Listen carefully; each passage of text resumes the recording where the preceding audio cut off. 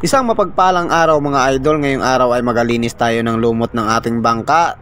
Yan, nakabara na nga pala mga idol para madali natin siyang malinisan.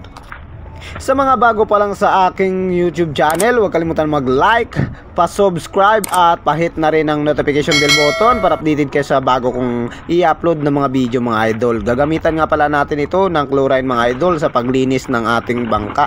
Ipapahid natin sa mga lumot mga idol. Chlorine yung laman ito mga idol, ipupunas natin dyan sa lumot mga idol para matanggal. Let's go!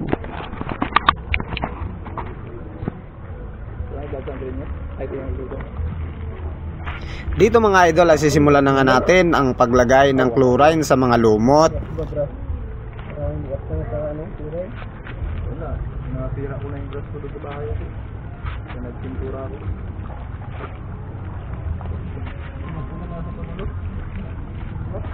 Maganda sana po kung battery solution. Mahal. Laman yung sigar mo.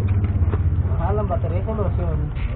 Mahal battery solution. Usok yan, tanggal ang pintura mo dyan.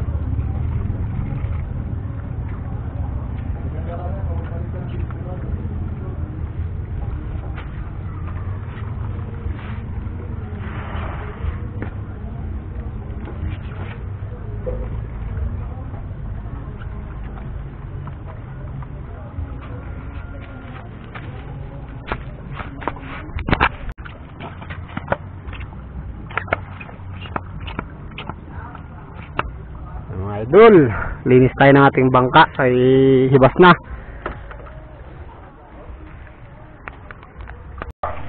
Ito mga idol yung gagamitin natin, Scotch Brite, tapos ito chlorine para dyan malinisan natin itong ating bangka mga idol, yung lumot.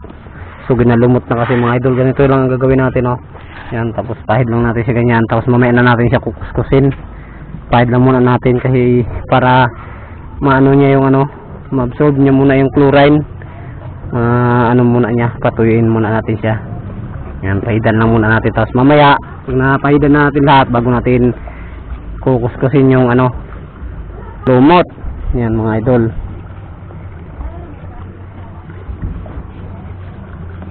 Yan mga idol,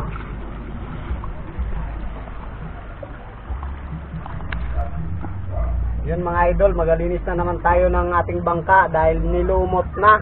Ito mga idol, kuskusan na natin. Tapos tubig. Kanina nilagyan natin ng chlorine nito. Mga idol,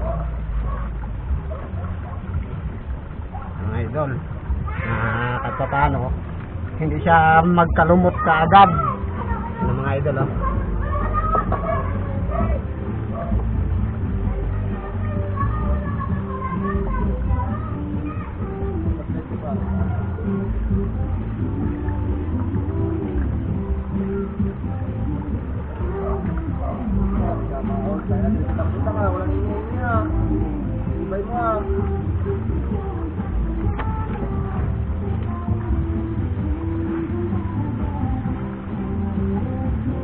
Papawis mga idol, papawis.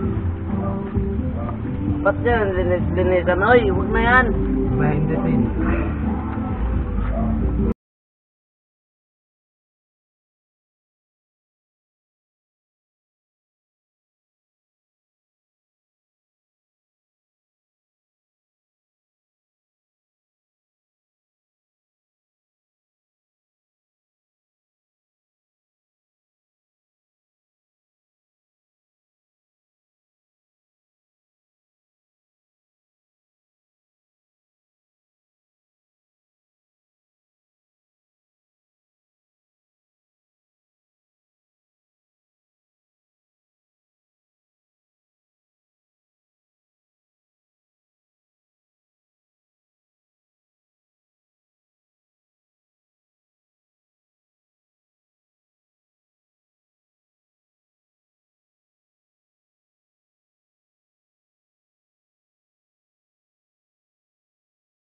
Yan, napatay na. Tapos another na naman, everything. Ito nga pala si Butcho, grabing cute, ang pinakapugi dito sa Bliss, Quezon, Palawan. At ito si Jik, yan. Yan si, hindi ko kilala yan. Yan, kasi itong super fishing. Grabe. Nakaangat. Grabing cute. Set up baka kaya nyo. So yun, nasa kabila na siya mga idol.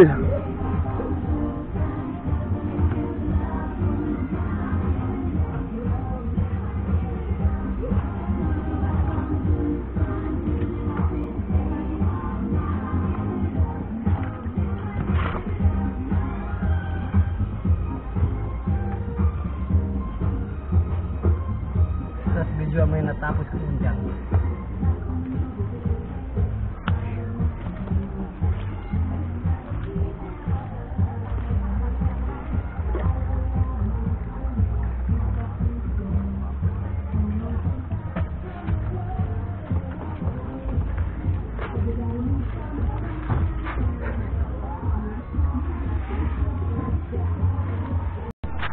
So ayun guys, patapos na pala si Tito sa kanyang ginagawa. Malapit na matapos.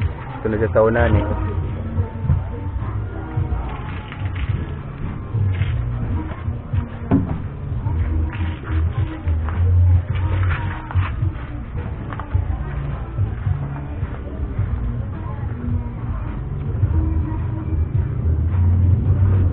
Ito pala yung mga natapos niya guys oh. Simula siya doon sa dulo kanina, doon sa kabila. Tapos dito na siya ngayon sa harapan. Yan. Halos na matapos. Tapos guys.